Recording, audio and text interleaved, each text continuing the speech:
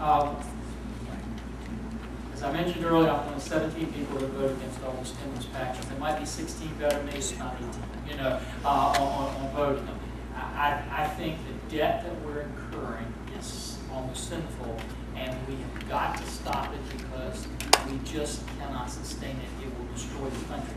One of the things we need to do, Frank Wolf has an excellent bill. It's called the SAFE Commission. And basically what it does is it goes in and looks at every aspect of government and says, do we really need this or don't we need this, and how can we cut the costs and get it out. I think that's one of the only shots we've got at trying to get government back under control. We've got to go do that kind of analysis and come back and say, what can we cut? The second thing is, we've got to begin to cut down even some good programs that I like and I would have supported in another day, but we just can't afford it now. But that's no different than what you're doing in your homes.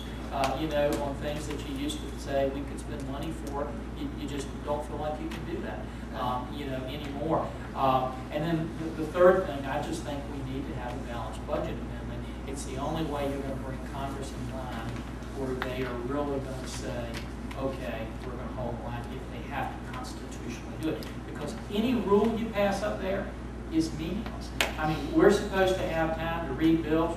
They just ignore it. They just vote. Right. They just vote. Well, they vote. Just vote. It doesn't apply in this situation. How can they vote like that and still know that they're holding their oath they took to the Constitution? I don't think they care, one. But the second thing is this, and I know we don't like to hear this, but if they have the votes, they can do anything they want, because remember, they normally have the judiciary, because a lot of these judges are going to go along with them. And the other big thing they have is they have the media. Whether it's print media or whether it's the network news.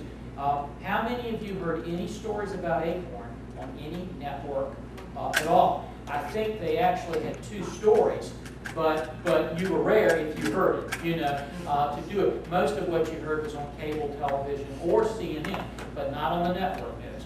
And I can tell you on most of the news articles we see, the news articles are written before they even get the quotes to put in, and they just kind of plug them in to write it. And most people that we talk to just can't get access to the information. They're saying, how do we find out what the facts really are? So how would you know if they pass that if, one, media's not going to report it, media's not going to ask any questions about it, and most Americans don't? And you almost have to watch C-SPAN 24/7. And even then, it's incredibly subtle sometimes how to do it, because we can't even stand up and argue about it because the debate's cut off.